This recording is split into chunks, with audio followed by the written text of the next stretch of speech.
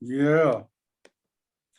Well, hello, fellow regenerators. I'm here today with another episode of Solutionaries. Happy to be here. I'm your host, Michael DiMartino. It's been a very dynamic couple of weeks here as we navigated through the spring equinox, and we had our full moon regenesis event at the Joyful Journey Hot Springs.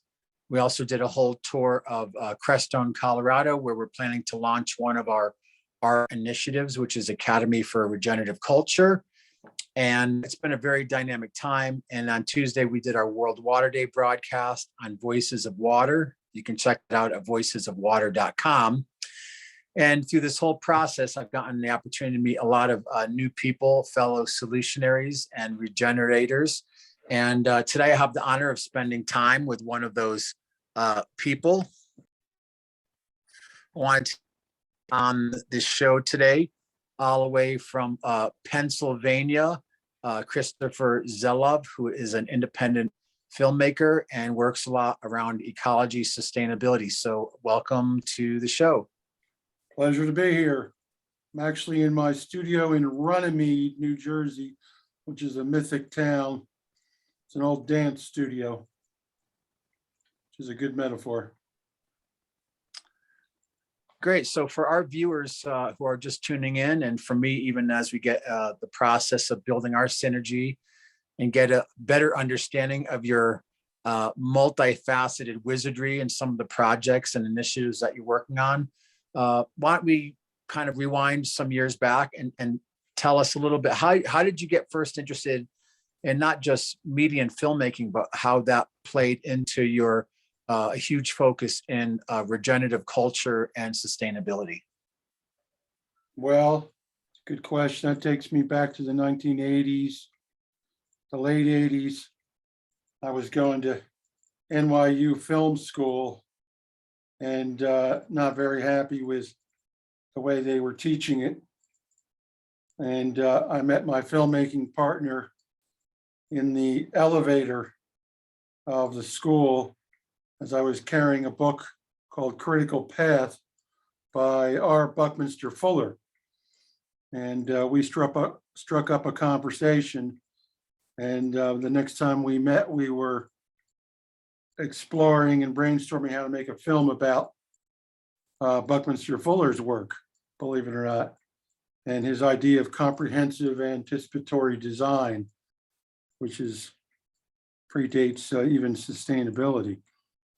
So that led to an actual initiative that started in 1990, and the film came out in 1994, 1995 season, independent film called Ecological Design, Inventing the Future. A pure act of voyaging and exploring the future in the early 90s. And there was a companion book called Design Outlaws on the Ecological Frontier. And the opening essay was Following Synchronicity's Trail. And that was, in a sense, the art of filmmaking at that time, which I also called heuristic filmmaking, film as a tool for discovery. And back then we were discovering the influence of Buckminster Fuller. And amazing doors opened up and the story unfolded in a magical way, really. Although we encountered a family of Buckminster Fuller about 70% of the way through.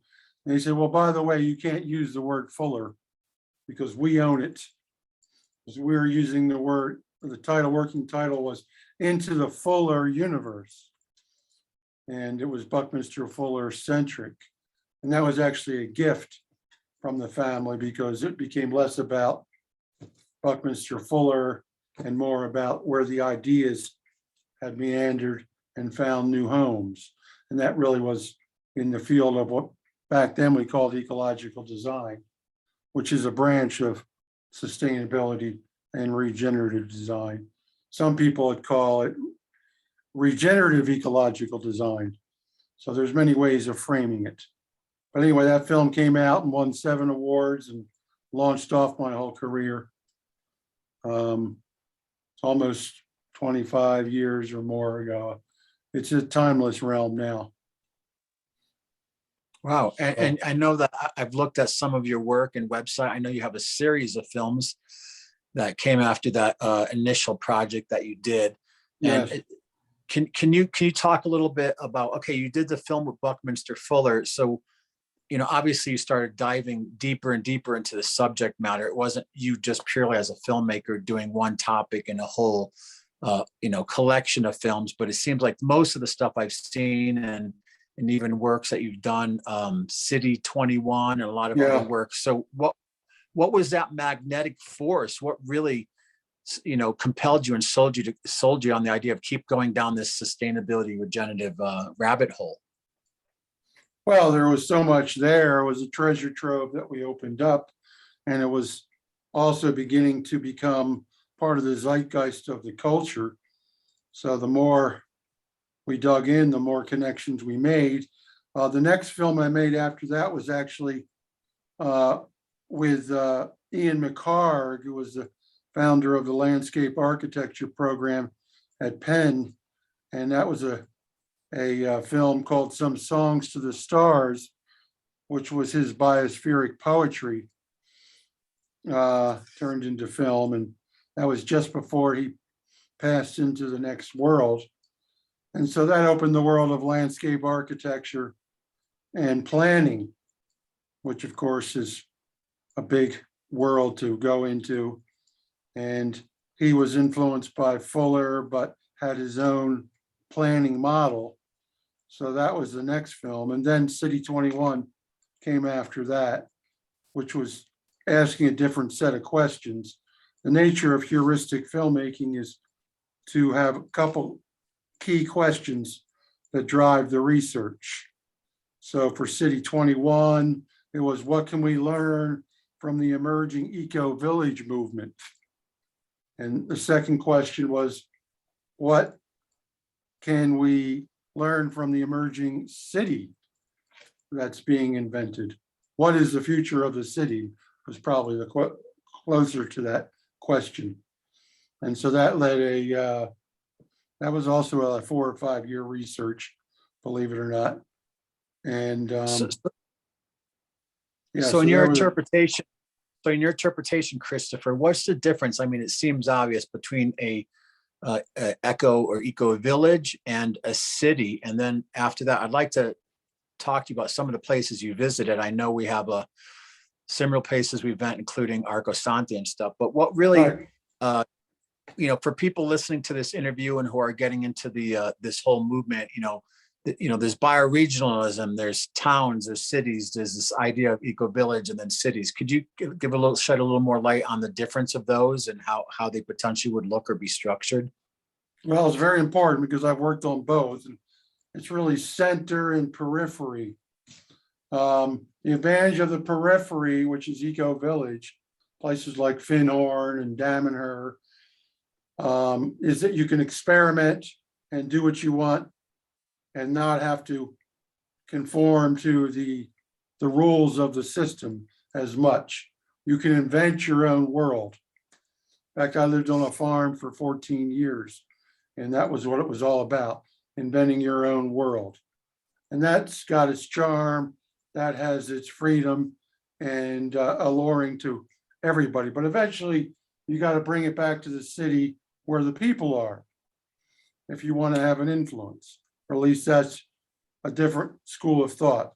So the school of thought about the city is that's where the people are, that's where you can make the most difference, and that's where you can do things like eco districts, and that's where you're encountering the ultimate challenge, which is urban man, which dominates the planet. But it's more difficult to get things done, and there's bureaucrats and lawyers and politicians that you got to deal with. So yeah, I think the answer is to go back and forth between both worlds. They need each other. So right now I'm working in a suburb, which is kind of in between. So the idea is hybrid worlds that you can feed off of these worlds and not get stuck in any worldview, as we are in a time when worldviews are dying and being reborn at a rate that's never been seen before. And certainly the mainstream scientific reductionist worldview is dying in front of our eyes because it doesn't work anymore. It's hierarchical, authority-based, and does not produce human happiness. And if we're not pursuing human happiness, what are we doing? We're actually, maybe the search for meaning is even deeper than that. But happiness and meaning go together. And so two schools of thought feed on each other. And I think it's just a matter of where you're at one time. And as I said, the best game is to go back and forth, which I'm doing right now. I'm on my way to Philadelphia in about a half hour.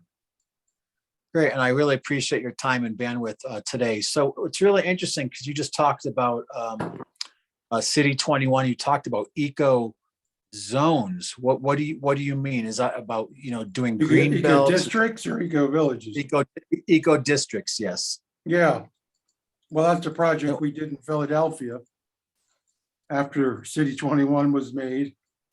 And that was 2016 through 2018 that I was working actually with a studio with the University of the Arts in Philadelphia, the Industrial Design Department.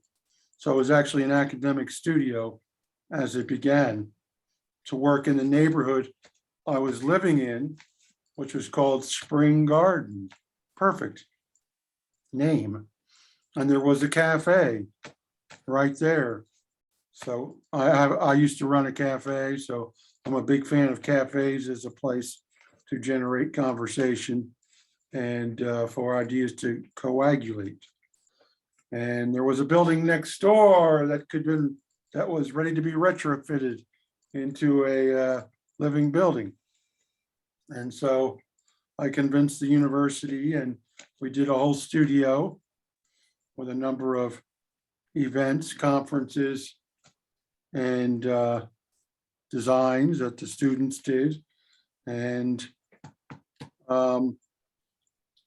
it happened. It didn't take root because I found out subsequently the hard way that actually most of the people in that neighborhood were into what's called historic preservation, which is a whole language.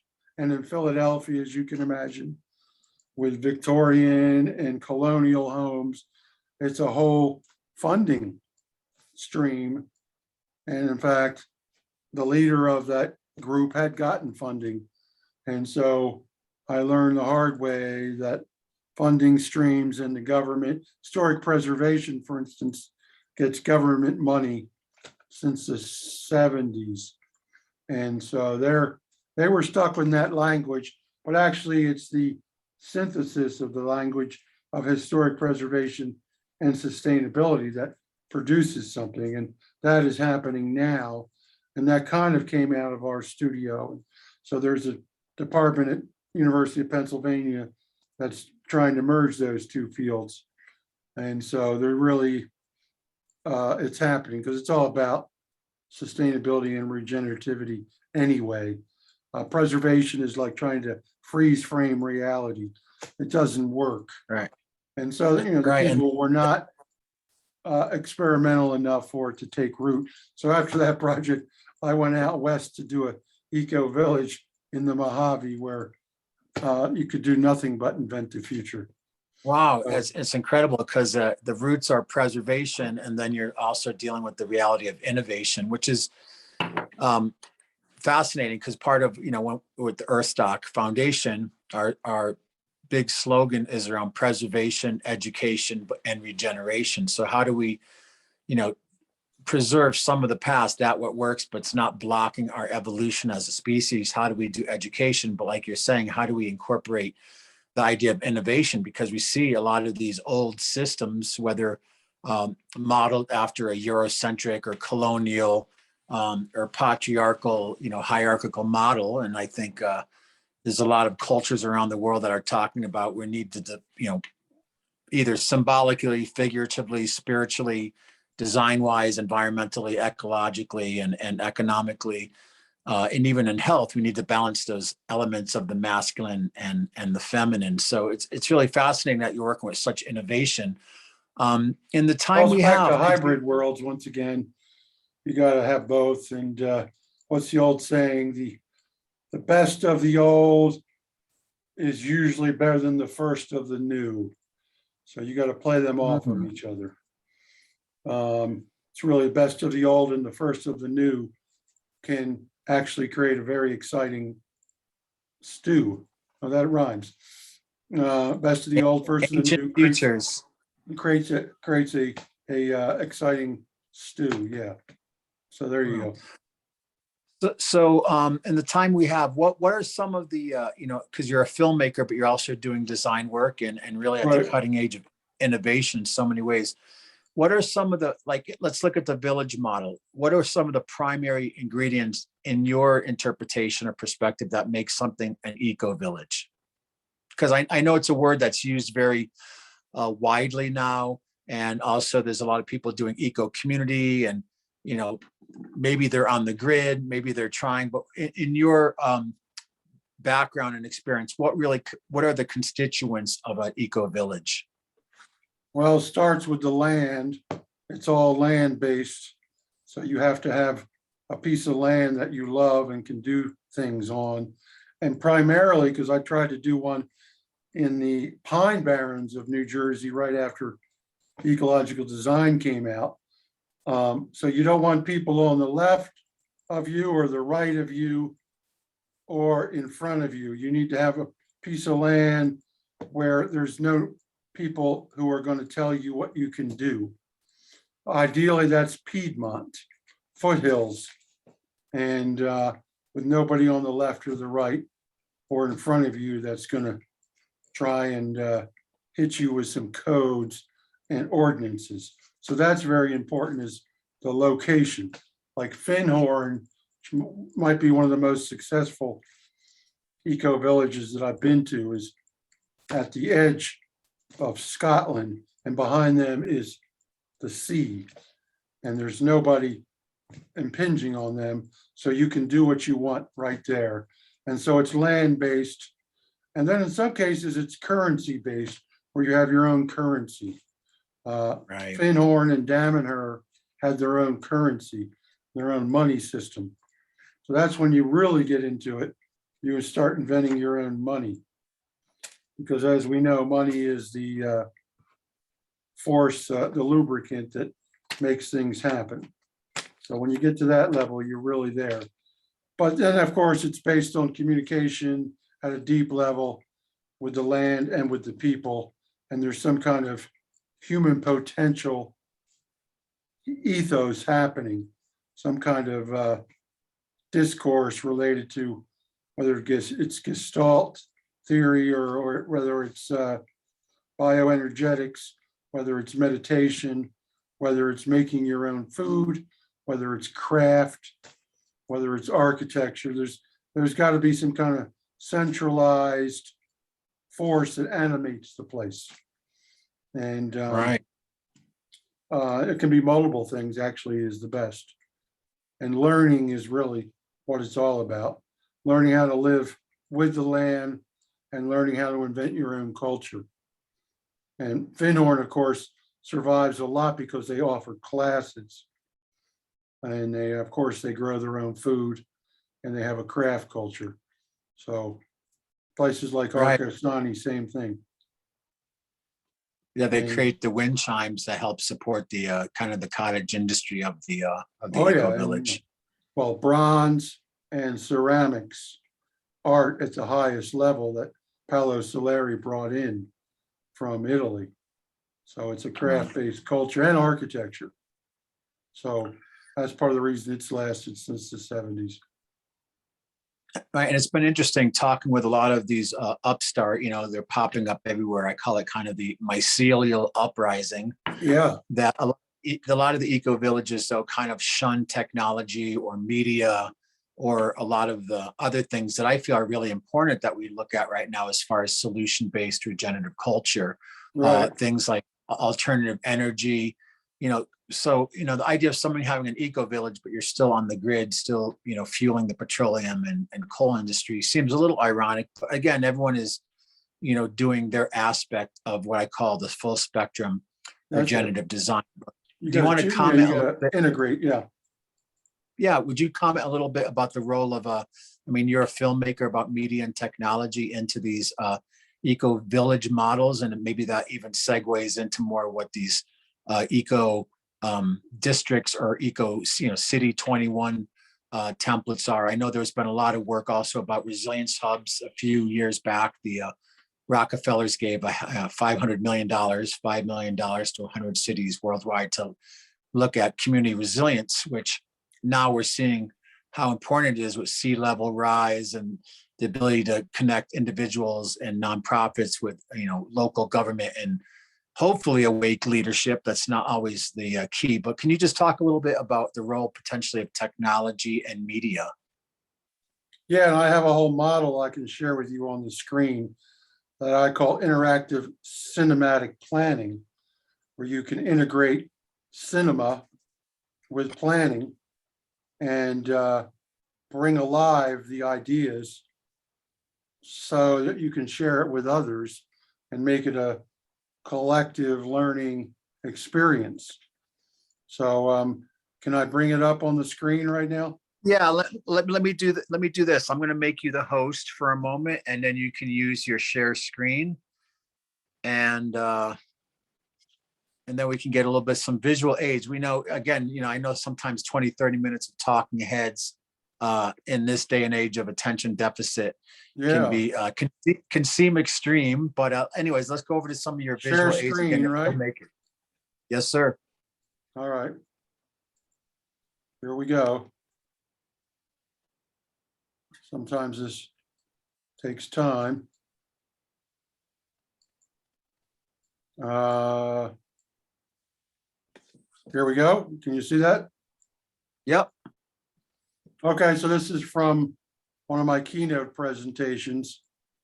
So underlying intent is to take two-dimensional planning knowledge, which we're all into generating, into a multi-dimensional immersive cinematic experience that inspires insights and ultimately creative action. So of course you can get immersive with this if you want to really go into domes and 180-degree fisheye lens and get into that. But it also cinema in general can be immersive. And also what I call generative cinema that helps produce reimagined planning and design for the long now. So it's using cinema as a tool for planning and design.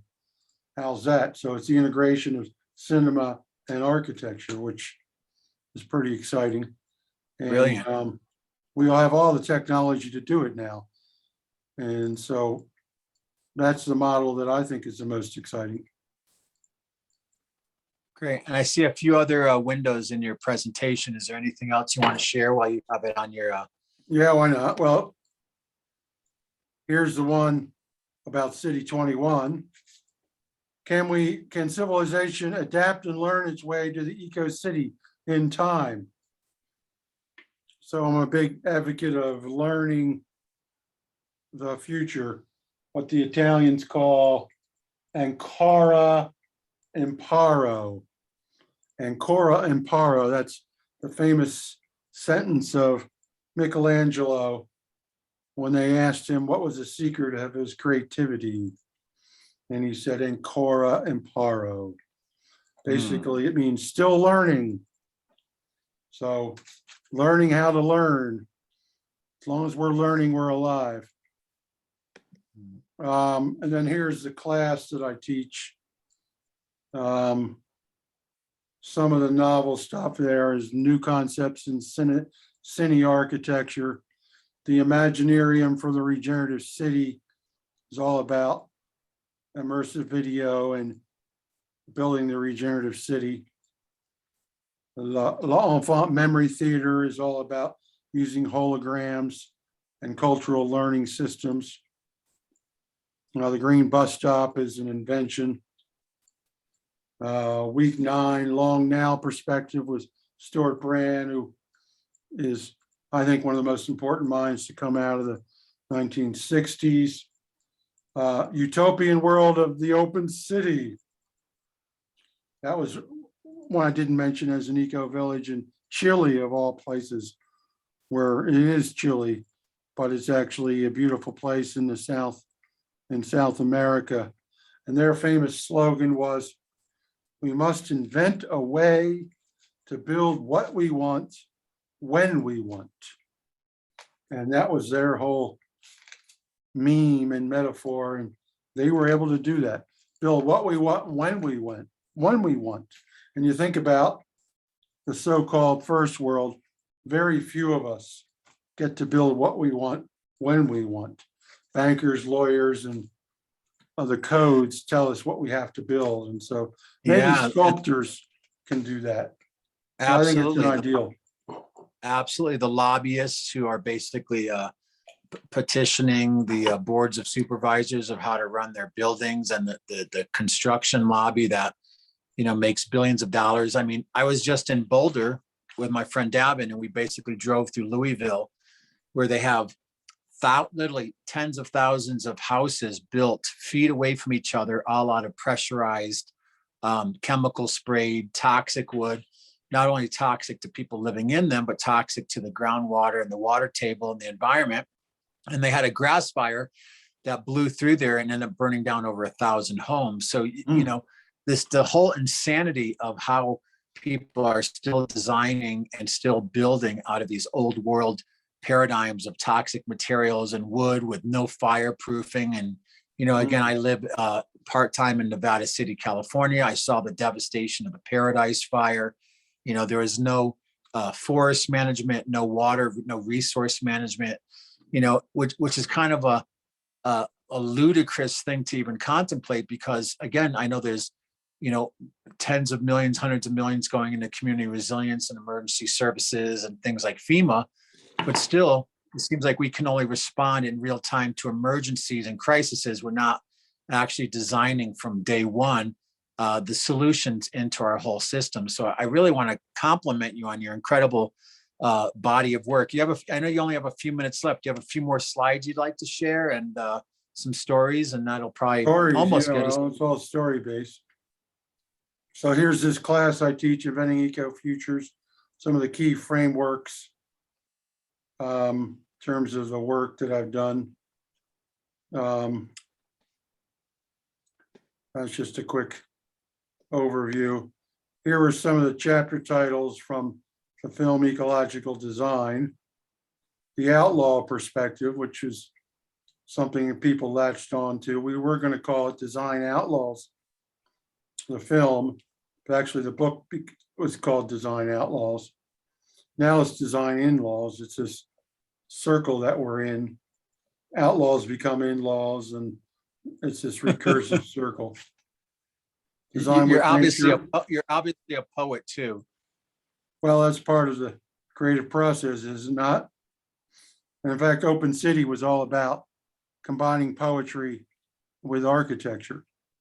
So there's the freedom that you can really design systems that take you on the road to paradise, which is what we're all looking for. And why not? And look at that, regenerative design, partnerships with other life forms. That film came out in 1994, so I've been digging in this world for a while. Designing our future, a new collective dream. Well, that's really what it's about now, too, is with cities. And it's really the earth as part of the challenge, is getting beyond the nation state and getting into biospheric consciousness and learning to love the earth as much as we love money. Is that possible? And there's a new book out called Earth Emotions. I can't remember the author, but I saw it recently and read some of it. I don't have it in my library, but that's the idea of connecting to the earth at a really profound level. And it's a challenge in these times, but there's certainly a need for it. Here's an invention coming out of Austin, Texas, with a colleague of mine. I shouldn't show too much, but it's vernacular green, a lighting system that is photovoltaic, filters the air and filters the water. So that's what we need more of, is actual artifacts that people can see and learn from. It's one thing to make a film, it's another thing to build something, which is it's really where it's at. So that's what I call it, the second enlightenment. It's one of the chapters. Well, I will say this, diving more into your work, I'm really excited now to have you on our advisory team for the Alliance for Regenerative Communities, because as you know, we're on the verge right now of securing an agreement for a couple thousand acres in Costa Rica on the Pacific. Also getting a 40-acre parcel here in Crestone, Colorado, which is a huge hub for alternative design, alternative building, food, water security. And also we just on World Water Day had on the call a gentleman who has 10,000 acres in Puerto Rico that he's doing a project there. So it's really exciting to, as these projects are being midwifed and initiated, to again meet people like you that are bringing a whole metaverse of knowledge and understanding and body of work. So I just wanted to acknowledge your genius here in the few moments we have left. And You want to link them all together, that's the challenge, right?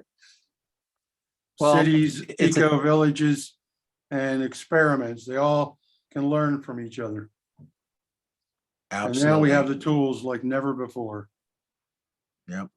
We're moving out of our own myopic tunnel vision to a larger level of connectivity, synergy, collaboration, and cooperation, because it's not about counterculture anymore.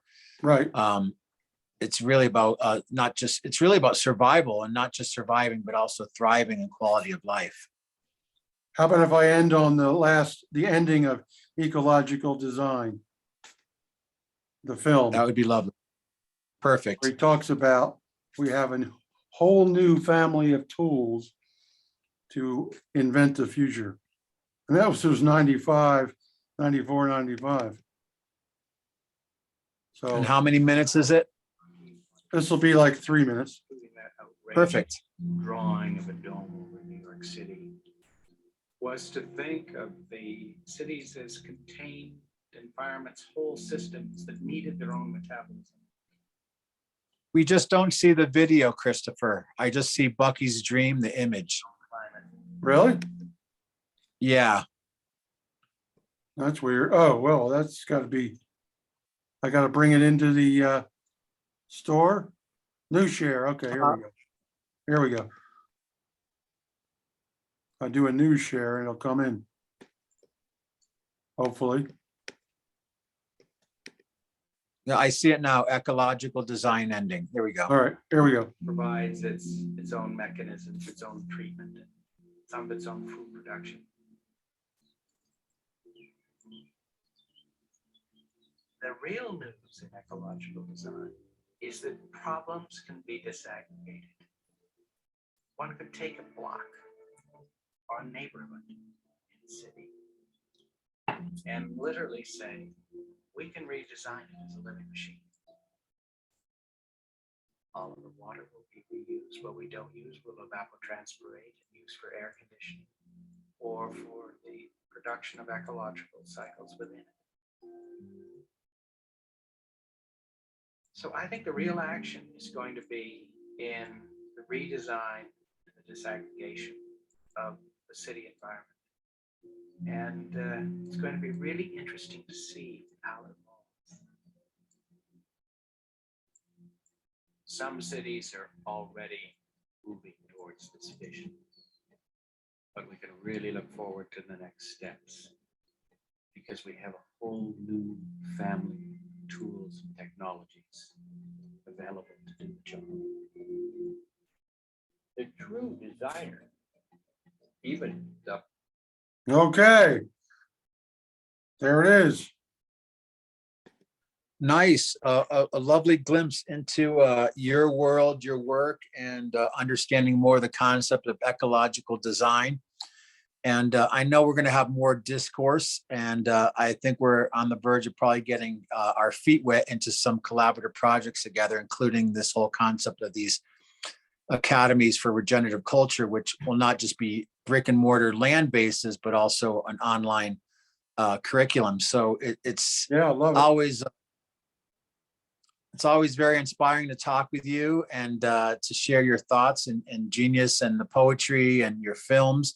If people would like more information, how can they check out your website or get in touch with you? Well, I've got a couple websites. One is called ecodistrictphiladelphia.org.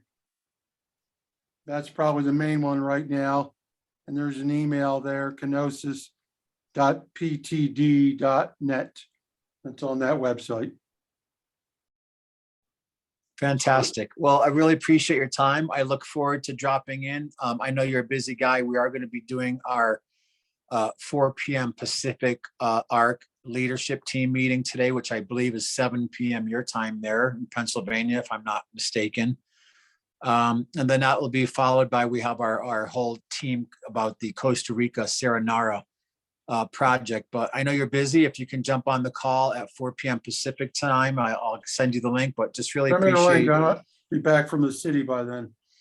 All right, perfect. And we'll just keep dropping in with our leadership team, which is Sean King, who, has degrees in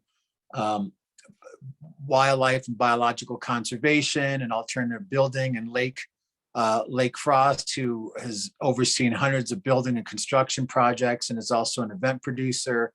And myself, and also Rachel Tice will be on the call tonight, who's part of our leadership team in Los Angeles, who's also built out our whole Earthstock virtual world that we'll be using for Earth Day on April 22nd, 23rd, and 24th. And also Joshua Alvord, who is immersed in the world of sociocracy and collective governance. So really appreciate your time, Christopher, and have an amazing day. And we'll talk later on at some point. Yes, look forward to collaborating with you. And as one character from my new film says, the art of the future is hybrid.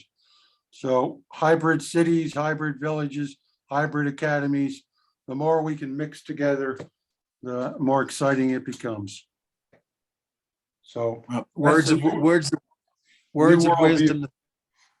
Thank you. Words of wisdom to finish today's interview. So I want to thank everyone for tuning in to this episode of Solutionaries with ChristopherZeluv, and filmmaker, eco design, and all around, if I may say so, wizard. So thank you so much for your time, Christopher. okay, pleasure. Bye-bye.